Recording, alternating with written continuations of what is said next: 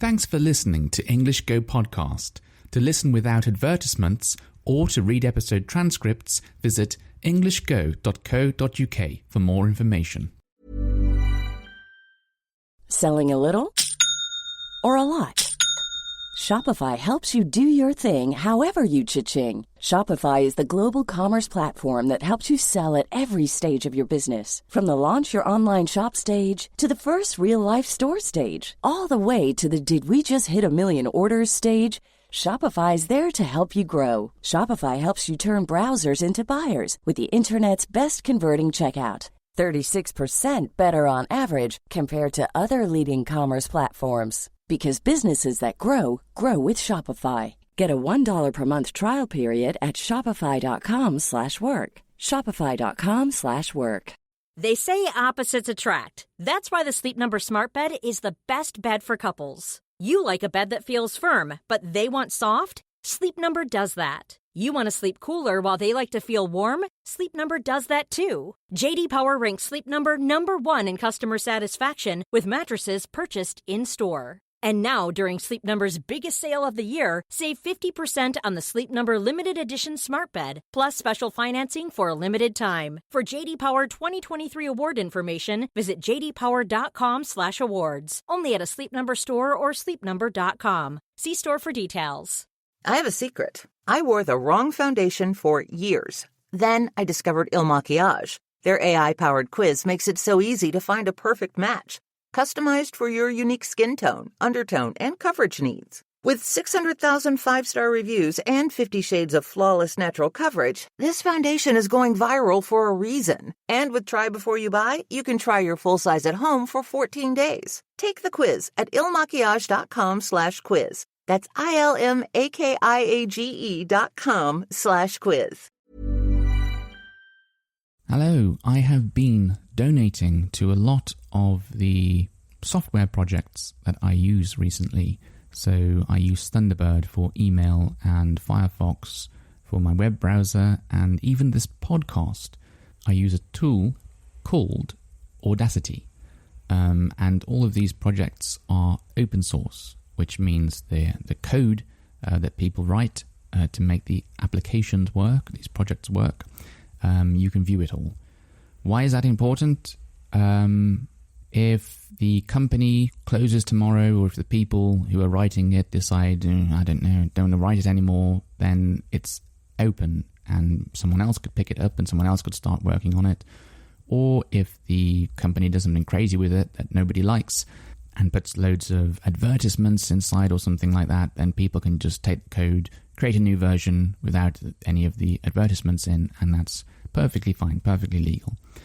But lots of the software that I do use, it is free. It's known as FOSS, or Free Open Source Software. And when I use these projects, didn't pronounce that properly, sorry, I always try to donate money to them.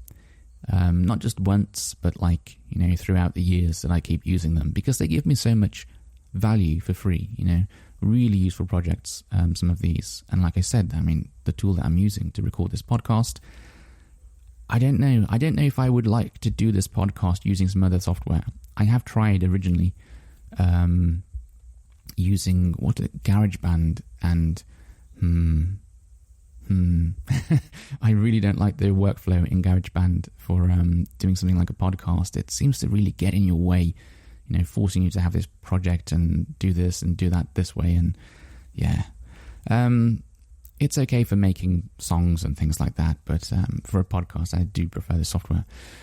Anyway, that's a bit of a separate topic, but sort of related to the topic that I do want to talk to you about today, which is something like a project, another open project called OpenStreetMaps. I guess the clue is in the title, isn't it? It's called OpenStreetMaps, which is something that I've known about for a very long time, but not really bothered to do anything with, sort of. Not really bothered to use it.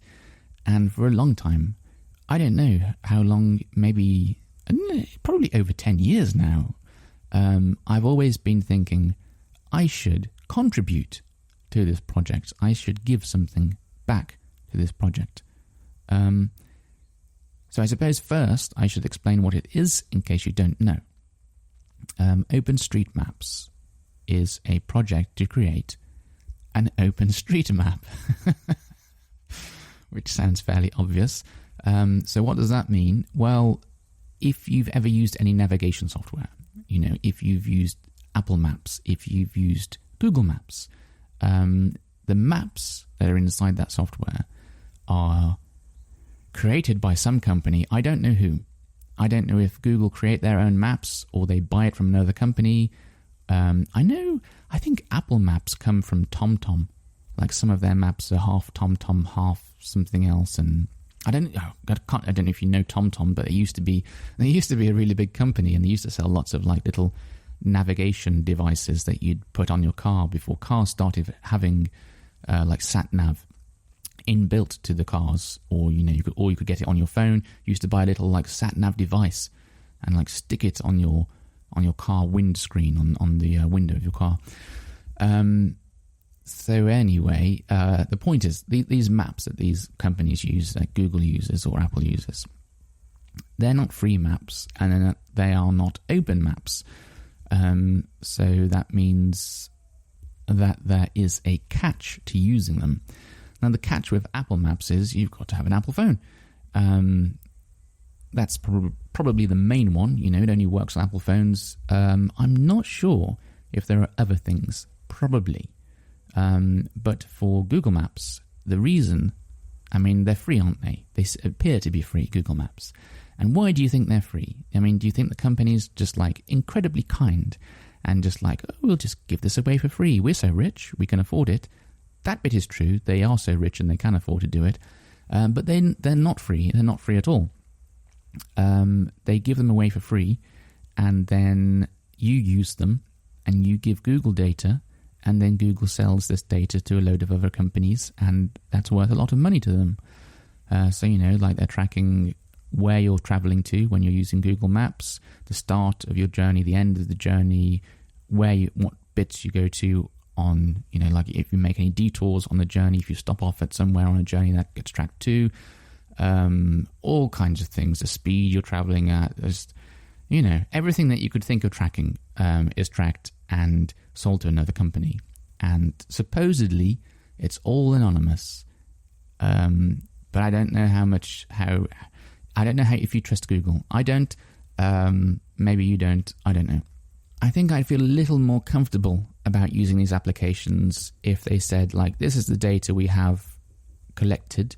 You could see. I think you can do something like that with some parts of Google, like the data Google collects on you. I'm not sure about the about Google Maps, but if they could say, like, here's all the data we have on you, and these are the companies we've been selling it to, and this is how much money we've made from your data, and what else? And and this is what the companies are using it for. That's the important thing as well. I want to know what they're using and what are they doing with my data. If I go on a journey to Mount Fuji, what do they do with that? So I want to know all of these answers, because it's it's my personal data. I think it is anyway. So anyway, OpenStreetMaps is, I think the easiest way for me to explain it is sort of like saying it's like Wikipedia. I'm sure you've all used Wikipedia. I hope you have. It's one of my favorite sites on the internet. It might be my favorite site on the internet, perhaps. I'm not sure. But it's certainly up there in my list of like top 10, maybe even top 5 websites, because it's just like a massive collection. It's an encyclopedia. That's what it is. And before Wikipedia, there used to have to buy an encyclopedia. You used to have to like buy a massive book, that was really thick, and it was very expensive. Or you bought some software. There was this thing called Microsoft Encarta, and it would have like Encarta 97 and 98, and keep upgrading it every year. And that was fairly expensive too. But then lots of people, like Wikipedia is just built by everyone. Anyone can edit it and add information to it, and because of this, it's just absolutely massive, and it contains so much information. It really is amazing. It's one of those projects that makes you admire what humans can do when we work together for something good, to do something good. I love it because it can give people with very little money access to lots and lots of information, and that's really good for them. That can help them in many, many ways. So I love that project, and that's another thing that I donate to. Actually, I donate to Wikipedia. I donate to the Internet Archive every year. I've been donating like crazy lately, giving lots of money to lots of different companies that I want to support because I believe in what they're doing. So anyway, OpenStreetMaps is rather like Wikipedia. It's built by humans. It's built by us. It's built by you. It's built by me. And anyone can edit it and improve it. And that's exactly what I've done recently for the first time the other day. And I can't believe it's taken me so long. I've always thought, like in the back of my mind, one day I'd like to, to help that project. One day I'd like to give something to it, add my contribution to it. And I started doing it the other day. And it was so easy. And the software that they provide to edit it, to edit this map, it's all online. Like when you edit Wikipedia, it's all through a web browser. You just go to OpenStreetMap.org and you can sign up for a free account. And then when you've got your free account, you can follow like a tutorial and it just shows you how to use the software. It's so easy. I actually thought it was going to be a bit more technical because I know like drawing, shapes on a map and drawing roads on a map is quite a tricky thing to do, like sort of like software wise. As a developer, I understand it's really difficult, and they have done an amazing job at making it simple for everyone to use. And so there's a park by me, and it was missing some information. So I added some park benches. I said, look, there's a picnic table here and a picnic table here. There's a couple of benches over here. This area is like an area for like an outdoor gym sort of thing. And I added a fountain that was missing. Like in my park, there's like 2 fountains and there was only one. And I thought, no, you're missing the second one. So I've added that there. There's another park near me that had very, very little information in it. So I've been adding tons of stuff. I've been having paths, trees, tennis courts, football fields, like wooded areas, areas with trees growing in, all kinds of things to this park. And I have loads more to do. And to be honest, it's been really fun. I didn't expect it to be fun, but it is. And it's nice. Oh, I added a convenience store as well. There's a convenience store near me on the corner of the road, and or a corner store. And it wasn't there at all on the map, which I was really surprised by. So I've added that, and I put all these like details, like the opening hours and the website and the phone number. And now it's on the map, and it's just it's nice. It gives you like a good sense of achievement or a sense of doing something good, a good deed, contributing to something, giving something away because it's free. No one paid me to do it. But now, because of my little edits, it just makes it a bit nicer for everyone else. And hopefully someone will, find it useful someday. Who knows? Maybe someone's using it and then they're going, oh, okay, there's a convenience store here. I'll go to that one. It's really close. And that's thanks to me, So that's a nice feeling. I get to help others. Oh, and one last thing before I go, before I finish this podcast, I didn't really say why it's important to have, that we do this, that we have this free map. And it's because it allows people, it allows companies, it allows developers to use this map data for free. They don't have to pay any license fees for it, because otherwise they can be very, very expensive, these license fees. And it can stop smaller companies from making like really good applications, really good software. I'll give you an example of some software you might have heard of that actually uses these OpenStreetMaps, and that's Pokemon Go. The maps inside Pokemon Go all come from, I believe all of them, come from OpenStreetMap.org. So yeah, if you're on there and you're helping to improve these maps, you're also helping to improve Pokemon Go. And who knows what other applications or games or other things are going to be using it in the future. Now, if it wasn't free and this company who make Pokemon Go, I think they're called Niantic or someone like that, they would have to pay very expensive licenses to some company. Maybe they couldn't make the game. Maybe the game would never have existed if it wasn't for OpenStreetMap, or maybe it would exist, but it would, you'd have to pay for it, or I don't know. Who knows what would have happened if OpenStreetMap.org did not exist. But it does, and I'm very glad it does. And it's nice that we've got like our own sort of like human-powered encyclopedia in the form of Wikipedia, and our own human-powered maps in the form of OpenStreetMaps.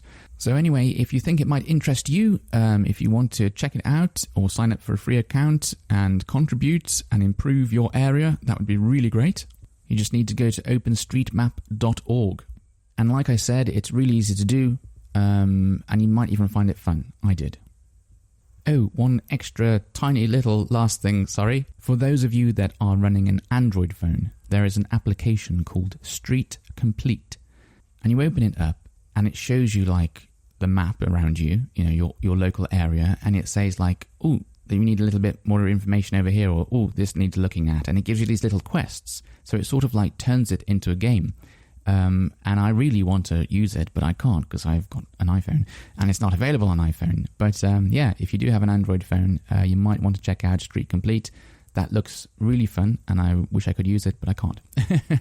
Okay, until next time, bye-bye. They say opposites attract. That's why the Sleep Number Smart Bed is the best bed for couples. You like a bed that feels firm, but they want soft? Sleep Number does that. You want to sleep cooler while they like to feel warm? Sleep Number does that too. J.D. Power ranks Sleep Number number 1 in customer satisfaction with mattresses purchased in-store. And now, during Sleep Number's biggest sale of the year, save 50% on the Sleep Number Limited Edition Smart Bed, plus special financing for a limited time. For J.D. Power 2023 award information, visit jdpower.com/awards. Only at a Sleep Number store or sleepnumber.com. See store for details. Millions of people have lost weight with personalized plans from Noom. Like Evan, who can't stand salads and still lost 50 pounds. Salads generally for most people are the easy button, right? For me, that wasn't an option. I never really was a salad guy. That's just not who I am. But Noom worked for me. Get your personalized plan today at Noom.com. Real Noom user compensated to provide their story. In 4 weeks, the typical Noom user can expect to lose 1 to 2 pounds per week. Individual results may vary.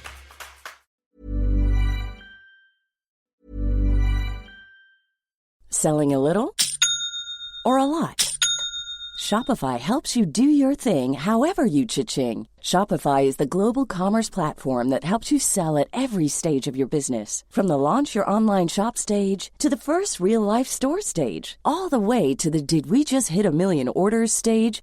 Shopify is there to help you grow. Shopify helps you turn browsers into buyers with the internet's best converting checkout. 36% better on average compared to other leading commerce platforms. Because businesses that grow, grow with Shopify. Get a $1 per month trial period at shopify.com/work. Shopify.com/work. Need new glasses or want a fresh new style? Warby Parker has you covered. Glasses start at just $95, including anti-reflective, scratch-resistant prescription lenses that block 100% of UV rays. Every frame's designed in-house with a huge selection of styles for every face shape. And with Warby Parker's free home try-on program, you can order 5 pairs to try at home for free. Shipping is free both ways, too. Go to warbyparker.com/covered to try 5 pairs of frames at home for free. warbyparker.com/covered. Summer is supposed to be an opportunity to slow down. But when you look at your kids, you can't help but notice that your kids are growing up fast. Help them build confidence as they grow with Greenlight. Greenlight is a debit card and money app for families where parents can keep an eye on kids' money habits while kids learn how to save, invest, and spend wisely. It's the easy, convenient way to raise financially smart kids. Get your first month free when you sign up at greenlight.com/ACAST. Thanks for listening until the very end of the show. If you've enjoyed this episode, please give my podcast a rating, or if you have the time, write a review. It's a really nice way of letting me know you enjoy these episodes and encourages me to make more of them for you. Thanks very much and have a lovely day.